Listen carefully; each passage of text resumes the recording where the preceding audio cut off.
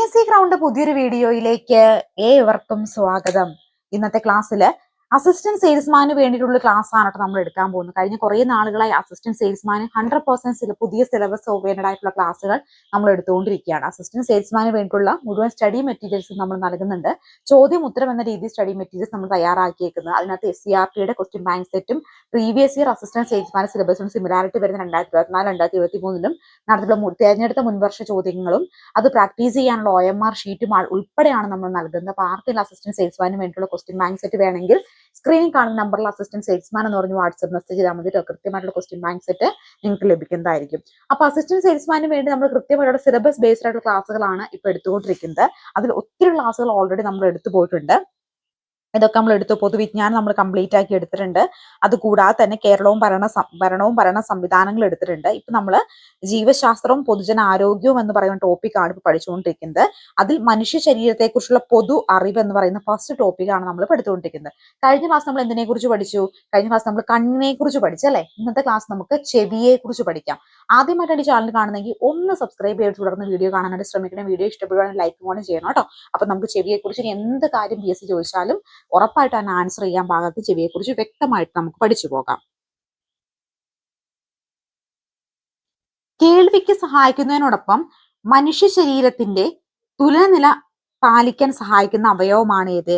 ചെവി എന്ന് പറയുന്നത്. അപ്പൊ ചെവിയെ കൊണ്ട് രണ്ട് ധർമ്മങ്ങളാണ് ചെവിക്കുള്ളത് അല്ലെ. കേൾവിക്ക് സഹായിക്കുന്നതിനോടൊപ്പം തന്നെ ശരീരത്തിന്റെ തുലനനില പാലിക്കാൻ സഹായിക്കുന്ന ഒരു അവയവം കൂടിയാണ് ഏത്? ചെവി എന്ന് പറയുന്നത്. ചെവിക്ക് പ്രധാനമായും 3 ഭാഗങ്ങളാണുള്ളത്. ഏതൊക്കെയാണ്?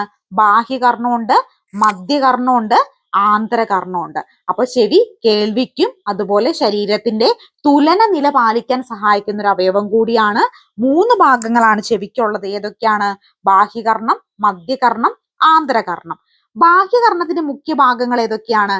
ചെവിക്കൂട, കർണനാളം, കർണപടം എന്നിവയാണ് ഏത്? ബാഹ്യകർണത്തിന്റെ മുഖ്യ ഭാഗങ്ങൾ. ശബ്ദ തരംഗങ്ങൾ കർണനാളത്തിലേക്ക് നയിക്കുന്ന ചെവിയുടെ പുറമെയുള്ള ഭാഗം ഏത് പേരിൽ അറിയപ്പെടുന്നു?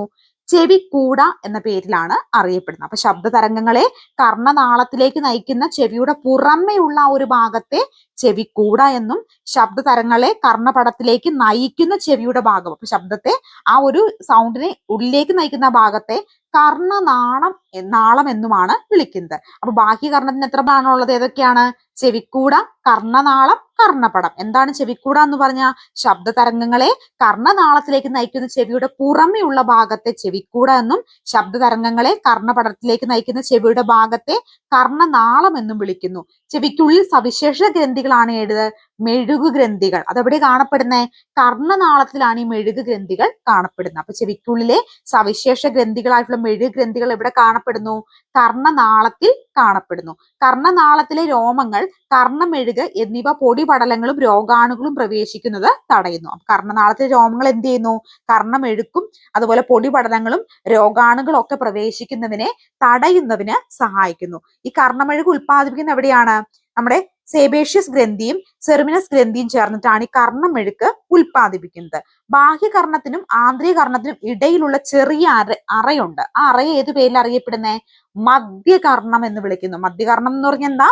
നമ്മുടെ ബാഹ്യകർണത്തിനും ആന്തരിക കർണത്തിനും ഇടയിലായിട്ടുള്ള ചെറിയൊരു കുഞ്ഞൊരു അറയുണ്ട് കേട്ടോ. ആ അറയാണ് എന്ത് വിളിക്കുന്നത്? മധ്യകർണം എന്ന് വിളിക്കുന്നത്. ശബ്ദ തരംഗങ്ങൾക്കനുസരിച്ച് കമ്പനം ചെയ്യുന്ന സ്ഥലമാണ് കർണപടം. അപ്പൊ ശബ്ദ തരംഗങ്ങൾക്കനുസരിച്ച് എന്ത് ചെയ്യുന്നു? ഈ ഒരു കർണപടവും എന്ത് ചെയ്യുന്നു? ഈ ഒരു കമ്പനം ചെയ്യുന്നുണ്ട്. അതുകൊണ്ടാണ് അമിതമായിട്ടുള്ള സൗണ്ട് കേൾക്കുന്നിടത്തൊന്നും പോയി നിൽക്കരുതെന്ന് പറഞ്ഞത്. കാരണം അതിനനുസരിച്ച് കർണപടം എന്ത് ചെയ്യുന്നുണ്ട്? കമ്പനം ചെയ്യുന്നുണ്ടെന്ന് ഓർക്കുക. അപ്പൊ ചെവിക്കുള്ളിലെ സവിശേഷ ഗ്രന്ഥികളായിട്ടുള്ള മെഴുകു ഗ്രന്ഥികൾ കാണപ്പെടുന്ന എവിടെയാണ്? കർണനാളത്തിലാണ് കാണപ്പെടുന്നത്. കർണനാളത്തിൽ രോമങ്ങൾ, കർണമെഴുക് എന്നിവ പൊടിപടലങ്ങളെയും രോഗാണുക്കളെയും ഒക്കെ തടയുന്നതിനായിട്ടാണ് ഈ ഒരു മെഴുകും അതുപോലെ രോമങ്ങളും ഒക്കെ അവിടെ ഇരിക്കുന്നത്. കർണമെഴുക് ഉൽപ്പാദിപ്പിക്കുന്ന എന്താണ്? സെർമിനസ് ഗ്രന്ഥിയും സെബേഷ്യസ് ഗ്രന്ഥിയും ചേർന്നിട്ടാണ് ഈ കർണമെഴുക് ഉൽപ്പാദിപ്പിക്കുന്നത്. ബാഹ്യകർണത്തിനും ആന്തരകർണത്തിനും ഇടയിലുള്ള ഒരു ചെറിയ അറയുണ്ട്. അതിനെ എന്ത് വിളിക്കുന്നു? മധ്യകർണം എന്ന് വിളിക്കുന്നു. ശബ്ദ തരംഗങ്ങൾക്കനുസരിച്ച് കമ്പനം ചെയ്യുന്ന സ്ഥലമാണ് ഏത്? കർണപടം എന്ന് പറയുന്നത്. ശബ്ദ തരംഗങ്ങൾക്കനുസരിച്ച് കമ്പനം ചെയ്യുന്ന സ്ഥലം കർണപടം. മധ്യകർണത്തെ ബാഹ്യകർണത്തിൽ നിന്ന് വേർതിരിക്കുന്ന വൃത്താകൃതിയിലുള്ള നേർത്ത സ്ഥലം കൂടിയാണ് ഏത്? കർണപടം എന്ന് പറയുന്നത്. അപ്പൊ മധ്യകർണത്തെ ബാഹ്യകർണത്തിൽ നിന്നും വേർതിരിക്കുന്ന വൃത്താകൃതിയിലുള്ള നേർത്ത സ്ഥലമാണ് ഏത്? കർണപടം എന്ന് പറയുന്നത് അല്ലെ. മധ്യകർണത്തിന്റെ പ്രധാന ഭാഗങ്ങൾ ഏതൊക്കെയാ? അസ്ഥി ശൃംഖല, യുസ്റ്റേഷ്യസ് നാളി, ഓവൽ വിൻഡോ, റൗണ്ട് വിൻഡോ. അപ്പൊ അസ്ഥി ശൃംഖല, യുസ്റ്റേഷ്യസ് നാളി, ഓവൽ വിൻഡോ, റൗണ്ട് വിൻഡോ എന്നൊക്കെയാണ് മധ്യകർണത്തിന്റെ പ്രധാനപ്പെട്ട ഭാഗങ്ങൾ. മധ്യകർണത്തെ ഗ്രസനിയുമായി ബന്ധിപ്പിക്കുന്ന കുഴൽ ഏതാ? യുസ്റ്റേഷ്യസ് നാളിയാണ് മധ്യകർണത്തെ ഗ്രസനിയുമായി ബന്ധിപ്പിക്കുന്ന കുഴല്. അപ്പൊ ശബ്ദ തരങ്ങൾക്കനുസരിച്ച് കപനം ചെയ്യുന്ന സ്ഥലം കർണപടമാണ്. മധ്യകർണത്തെ ബാഹ്യകർണത്തിൽ നിന്നും വേർതിരിക്കുന്ന വൃത്താകൃതിയിലുള്ള നേർത്ത സ്ഥലമാണ് കർണപടം എന്ന് വിളിക്കുന്നത്. മധ്യകർണത്തിന്റെ പ്രധാന ഭാഗങ്ങൾ ഏതൊക്കെയാ? അസ്ഥി ശൃംഖല, യുസ്റ്റേഷ്യസ് നാളി, ഓവൽ വിൻഡോ, റൗണ്ട് വിൻഡോ എന്നിവ. മധ്യകർണത്തെ ഗ്രസനിയുമായി ബന്ധിപ്പിക്കുന്ന കുഴൽ ഏതാണ്? യുസ്റ്റേഷ്യൻ നാളിയാണ്. കർണപടത്തിലെ കമ്പനങ്ങളെ വർദ്ധിപ്പിച്ച് ആന്ധ്രകർണത്തിലേക്ക് എത്തിക്കുന്ന ഭാഗം ഏതാ? അസ്ഥി ശൃംഖലയാണ് കേട്ടോ. അപ്പൊ കർണപടത്തിലെ കമ്പനങ്ങളെ വർദ്ധിപ്പിച്ച് ആന്ധ്രകർണത്തിലേക്ക് എത്തിക്കുന്ന ഭാഗമാണ് ഏത്? അസ്ഥി ശൃംഖല എന്ന് പറയുന്നത്. മധ്യകർണത്തെയും ആന്ധ്രകർണത്തെയും വേർതിരിക്കുന്ന അസ്ഥി നിർമ്മിതമായ ഒരു ഭിത്തിയാണ്. ഈ ഭിത്തിയിൽ സ്തരങ്ങൾ അടയ്ക്കപ്പെട്ട 2 സുഷിരങ്ങൾ കാണപ്പെടുന്നു. മധ്യകർണത്തെയും ആന്ധ്രകർണത്തെയും വേർതിരിക്കുന്ന അസ്ഥി നിർമ്മിതമായ ഒരു ഭിത്തിയുണ്ട്. ആ ഭിത്തിയിൽ എന്ത് ചെയ്തിരുന്നു? സ്തരങ്ങൾ അടയ്ക്കപ്പെട്ട 2 സുഷിരങ്ങളായിട്ട് ഈ കാണപ്പെടുന്നു. കർണപടത്തിൽ കമ്പനങ്ങളെ വർദ്ധിപ്പിച്ച് ആന്ധ്രകർണത്തിലേക്ക് എത്തിക്കുന്ന ഏത് ഭാഗമാണ്? അത് അസ്ഥി ശൃംഖലയാണ് കർണപടത്തിൽ ഉണ്ടാകുന്ന കമ്പനങ്ങളെ വർദ്ധിപ്പിച്ച് ആന്ധ്രകർണത്തിലേക്ക് കൊടുക്കുന്നത്. ഇനി മുകളിലത്തെ സുഷിരങ്ങൾ ഓവൽ വിൻഡോ എന്നും താഴെയുള്ളത് റൗണ്ട് വിൻഡോ എന്നറിയപ്പെടുന്നു. അപ്പൊ നമ്മൾ നേരത്തെ പറഞ്ഞില്ലേ 2 തരത്തിലുള്ള എന്തുണ്ട്? സുഷിരങ്ങളുണ്ട് അല്ലെ. മധ്യകർണത്തെയും ആന്ധ്രകർണത്തെയും വേർതിരിക്കുന്ന അസ്ഥി നിർമ്മിതമായ ഒരു ഭിത്തിയുണ്ട്. ഭിത്തിയിൽ സ്ഥലങ്ങൾ അടയ്ക്കപ്പെട്ട 2 സുഷിരങ്ങൾ കാണാനായിട്ട് സാധിക്കും. ആ 2 സുഷിരങ്ങൾ എന്ന് വിളിക്കുന്നു? മുകളിലത്തെ സുഷിരത്തെ ഓവൽ വിൻഡോ എന്നും താഴത്തതിനെ റൗണ്ട് വിൻഡോ എന്നുമാണ് വിളിക്കുന്നത്. അസ്ഥി ശൃംഖലയിൽ കപനം അന്തരകർണത്തിലേക്ക് വ്യാപിക്കുന്ന സ്റ്റേപ്പീസിനോട് ചേർന്നിരിക്കുന്ന സ്ഥലമാണ് ഓവൽ വിൻഡോ. അപ്പോൾ അസ്ഥി ശൃംഖലയിലെ കപനം ആന്ധ്രകർണത്തിലേക്ക് വ്യാപിക്കുന്ന സ്റ്റേപ്പീസിനോട് ചേർന്നിരിക്കുന്ന ആ ഒരു സ്ഥലം അതിനെന്ത് വിളിക്കുന്നു? ഓവൽ വിൻഡോ എന്നാണ് വിളിക്കുന്നത്. കോംഗ്ലിയക്കകത്തുള്ള ദ്രവ്യത്തിന്റെ ചലനത്തിന് സഹായിക്കുന്ന മധ്യകർണത്തെ ഭാഗത്തെ എന്ത് വിളിക്കുന്നു?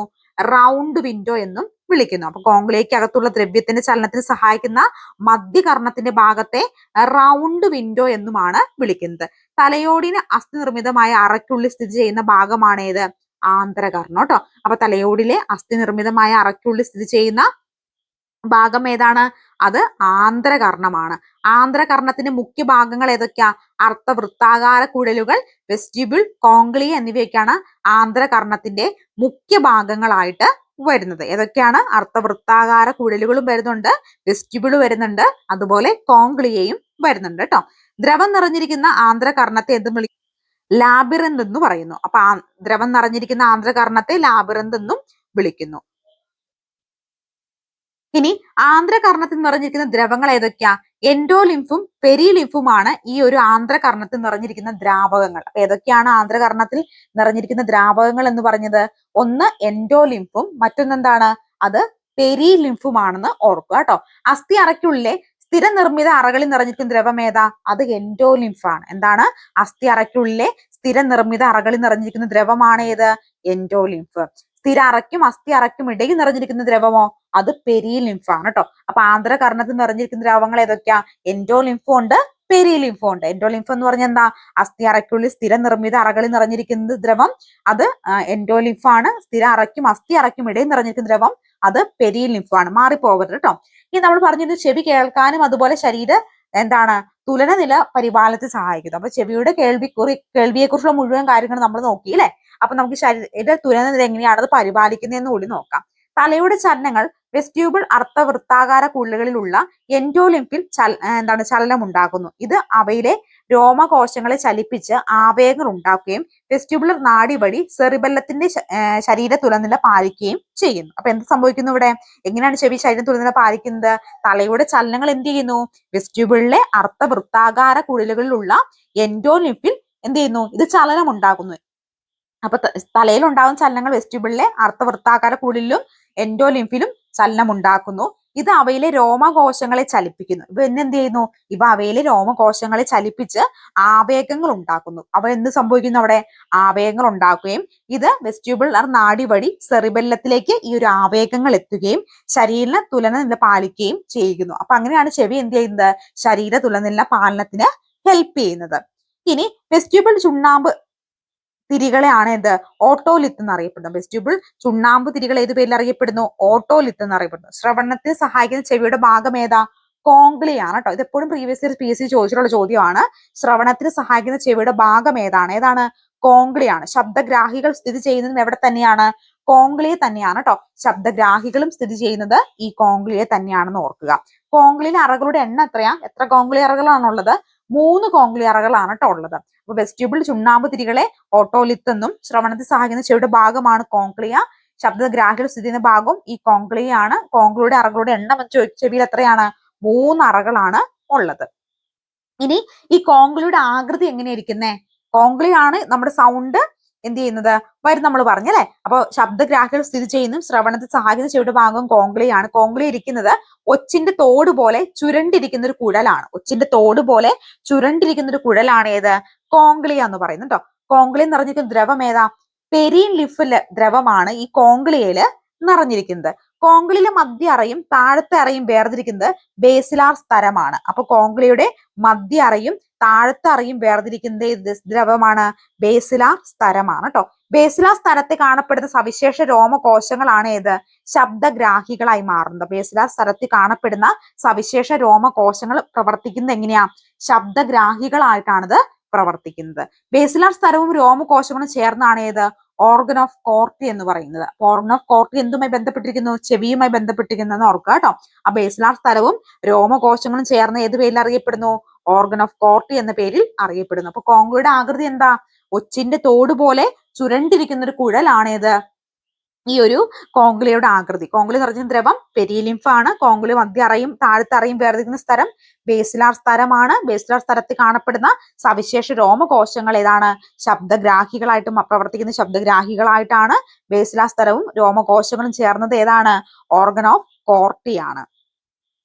ഓർഗൻ ഓഫ് കോർട്ടി ഏത് ജ്ഞാനേന്ദ്രിയവുമായി ബന്ധപ്പെട്ടിരിക്കുന്നത്? നമ്മൾ കുറച്ചും Gandhi board LDC prelim stage 4 ചോദിച്ചിട്ടുള്ള ചോദ്യമാണ് കേട്ടോ. ഓർഗൻ ഓഫ് കോർട്ടി ഏത് ജ്ഞാനേന്ദ്രിയവുമായി ബന്ധപ്പെട്ടിരിക്കുന്നു?